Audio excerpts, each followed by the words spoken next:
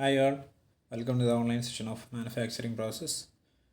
നമ്മൾ കഴിഞ്ഞ ക്ലാസ്സിൽ പാറ്റേൺ മേക്കിങ്, അതിലെ ടൈപ്സ്, അതിൻ്റെ പാറ്റേൺ മെറ്റീരിയൽസ്, പാറ്റേൺ അലവൻസ് ഇതെല്ലാം ഡിസ്കസ് ചെയ്തു.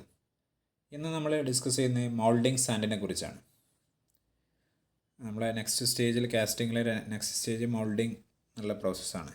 അപ്പോൾ മൗൾഡിങ്ങിന് വേണ്ട സാൻഡ്, ആ സാൻഡിനെ കുറിച്ചാണ് ഇന്ന് ഡിസ്കസ് ചെയ്യുന്നത്.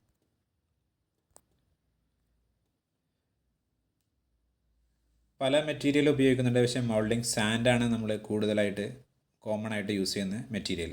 Sand is widely used for mould material, for casting ferrous and non ferrous metals. The primary reason for this is that the sand fulfill the service requirements at reasonably lower cost than other materials used for making molds. എന്നാൽ law കോസ്റ്റാണ്, അതോടൊപ്പം നമുക്ക് reuse ചെയ്യാൻ പറ്റുന്നുള്ള ഒരു കാരണം. പിന്നെ കുറേ properties ഈ സാൻഡിനുണ്ട്, അത് കാരണമാണ് നമ്മൾ സാൻഡ് തന്നെ യൂസ് ചെയ്യുന്നത്. Varieties of sand and clays when mixed together with suitable binders provides a wide range for selection of proper moulding sand. എന്തൊക്കെയാണ് ഒരു മൗൾഡിങ് സാൻഡിന് ഉണ്ടായിരിക്കേണ്ട പ്രോപ്പർട്ടികൾ? നല്ലൊരു മൗൾഡിങ് സാൻഡിന് എന്തൊക്കെ പ്രോപ്പർട്ടികൾ ഉണ്ടായിരിക്കണം? താഴെ പറയുന്ന 6 പ്രോപ്പർട്ടികൾ: പൊറോസിറ്റി, റിഫ്രാക്ടറിനെസ്, അഡ്ഹെസീവ്നെസ്, കൊഹസീവ്നെസ്, പ്ലാസ്റ്റിസിറ്റി ആൻഡ് കൊളാപ്സിബിലിറ്റി. ഇത്രയും നമുക്ക് ഓരോന്നായിട്ട് നോക്കാം.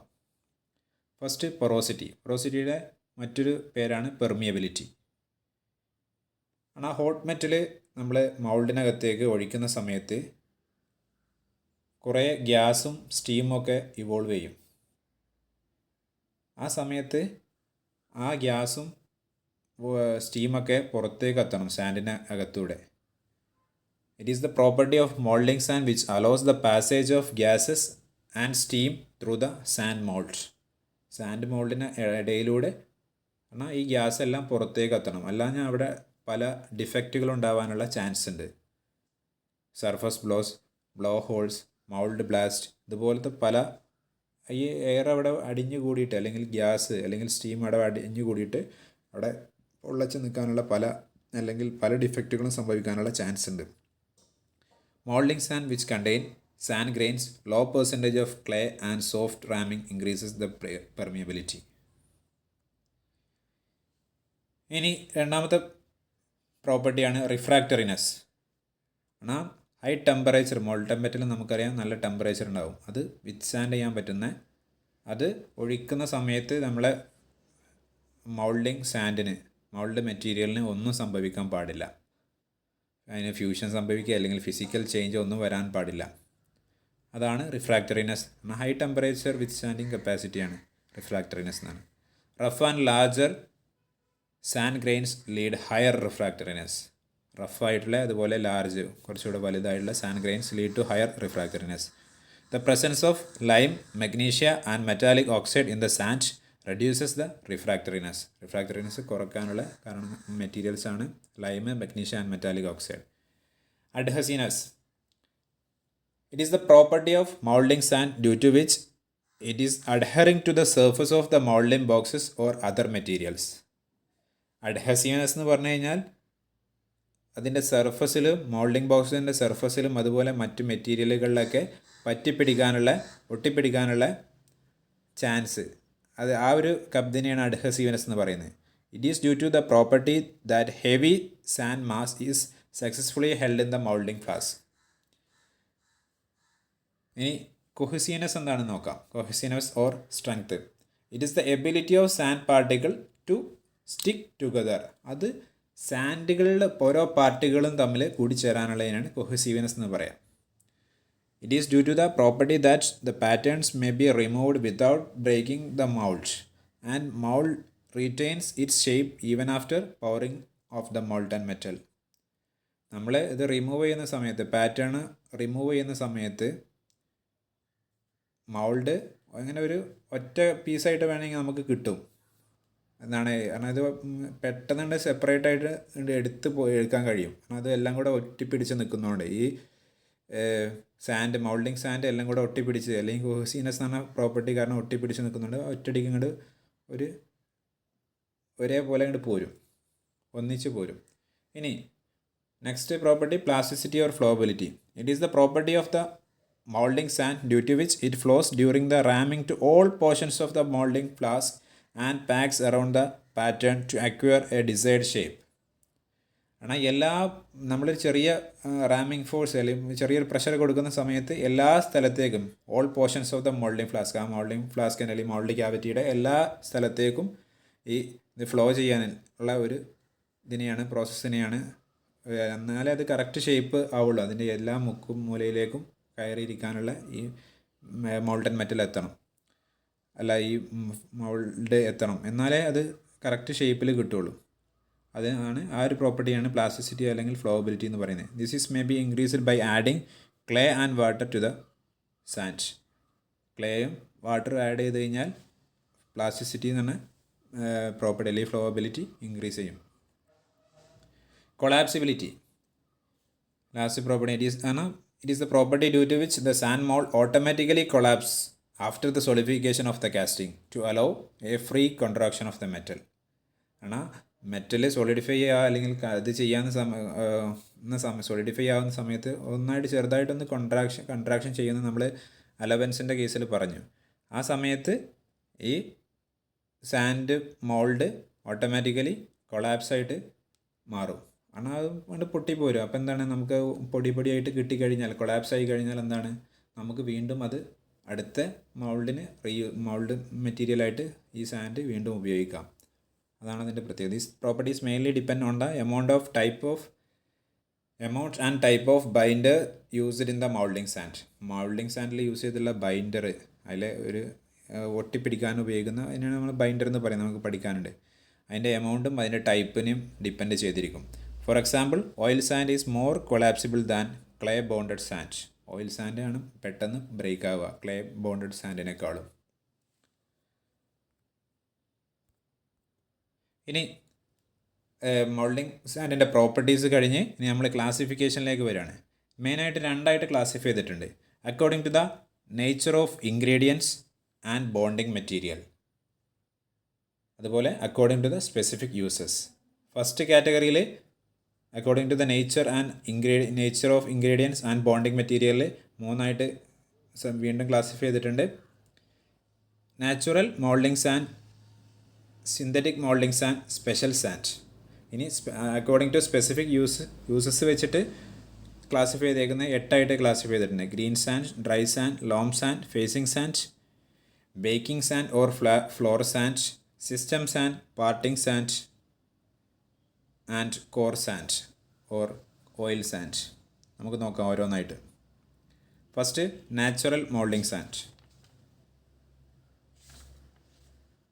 നാച്ചുറൽ മോൾഡിംഗ് സാൻഡ് ഫസ്റ്റ് കാറ്റഗറിയിൽ വരുന്നതാണ്. It is also called green sand which contains sufficient amount of clay and mined from river bed or from sand pit. Natural sand contain 5 to 20% of clay as binding material and requires only water 5 to 8% to mix before making mold. Natural moulding sand എന്ന് പറഞ്ഞാൽ നമുക്ക് ഭൂമിയിൽ നിന്ന് naturally കിട്ടുന്ന mould സാൻഡാണ്. River ബെഡിൽ നിന്നോ കിട്ടുന്ന നമുക്ക് സാധാ കിട്ടുന്ന മണൽ, അതിനെയാണ് അതിൽ 5 to 20% ക്ലേ ഉണ്ടാവും ബൈൻഡിങ് മെറ്റീരിയലായിട്ട്. അതുപോലെ വെള്ളം മാക്സിമം 5 to 8% വരെ മതി നമുക്കൊരു മോൾഡായിട്ട് ഇത് ചെയ്യാൻ വേണ്ടിയിട്ട്, മേക്ക് ചെയ്തെടുക്കാൻ വേണ്ടിയിട്ട്. അതിനെയാണ് നാച്ചുറൽ മോൾഡിംഗ് സാൻഡ് എന്ന് പറയുന്നത്. ഇനി സിന്തറ്റിക് മോൾഡിംഗ് സാൻഡ് എന്ന് പറഞ്ഞാൽ പക്ക ആർട്ടിഫിഷ്യലി നമ്മൾ ക്രിയേറ്റ് ചെയ്യുന്ന ഇതാണ്. അതിൽ ഓർഗാനിക് കോമ്പൗണ്ടുകളൊന്നും ഉണ്ടാവില്ല, എല്ലാം ഇനോർഗാനിക് കോമ്പൗണ്ട് ആയിരിക്കും. When high silica and is artificially compounded by mixing some other constituent like binders and additives are known as synthetic sand. കുറച്ച് ആർട്ടിഫിഷ്യലായിട്ടുള്ള സിലിക്കയും അതിലേക്ക് അഡിറ്റീവ്സായിട്ട് അഡിറ്റീവ്സും ബൈൻഡേഴ്സൊക്കെ യൂസ് ചെയ്തിട്ട് ഉണ്ടാക്കുന്നതിനാണ് സിന്തറ്റിക് സാൻഡ് എന്ന് പറയുക. Synthetic sand are used for casting steel and other ferrous and non ferrous alloys. Ferrous, non ferrous, അതുപോലെ സ്റ്റീലിനൊക്കെയാണ് ഉപയോഗിക്കുന്നത്. ഇനി സിന്തറ്റിക് സാൻഡിൻ്റെ അഡ്വാൻറ്റേജും ഡിസഡ്വാൻറ്റേജും നോക്കാം.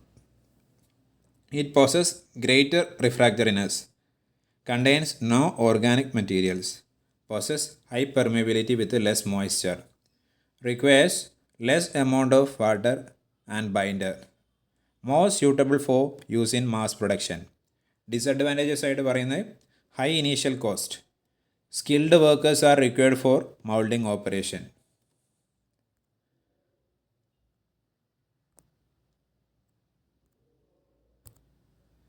ഇനി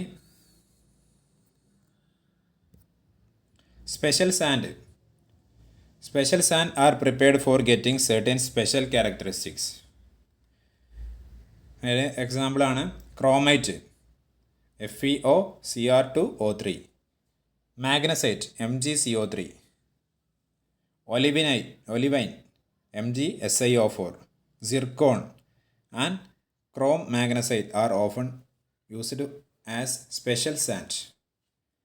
For example, zircon sand is preferred for brass and bronze casting, and chromite is suitable for facing sand in mold for steel casting.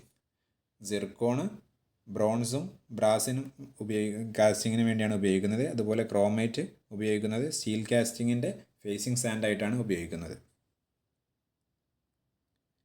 ഇനി നമ്മുടെ രണ്ടാമത്തെ category classification according to the specific use, അതിനനുസരിച്ച് classify ചെയ്യുന്നത്. അതിൽ first one green sand. Green sand എന്ന് പറഞ്ഞു കഴിഞ്ഞാൽ foundry sand containing moisture is known as green sand. ഗ്രീനിന് മെഷർ ചെയ്തത് അതിൻ്റെ കളറിനെ അല്ല, മോയ്സ്ചർ കണ്ടൻറ്റിനെയാണ്. Green refers to the moisture content and not the colour of the sand. It is also called tempered sand. It consist of silicon sand. Silicon sand എന്ന് പറഞ്ഞാൽ പക്ക naturally കിട്ടുന്ന അതാണ്. പിന്നെ ക്ലേ ആൻഡ് വാട്ടർ. ഇത് എല്ലാം കൂടെ കൂടി, അതായത് വാട്ടർ കണ്ടൻറ്റ് ഉണ്ടാവും, എന്നാലേ അത് ഗ്രീൻ സാൻഡ് ആവുള്ളൂ. Clay and water furnishes required strength for green sand. Green സാൻഡിന് ക്ലേയും വാട്ടറുമാണ് ഇതിന് സ്ട്രെങ്ത് കൊടുക്കുന്നത്. Dry sand.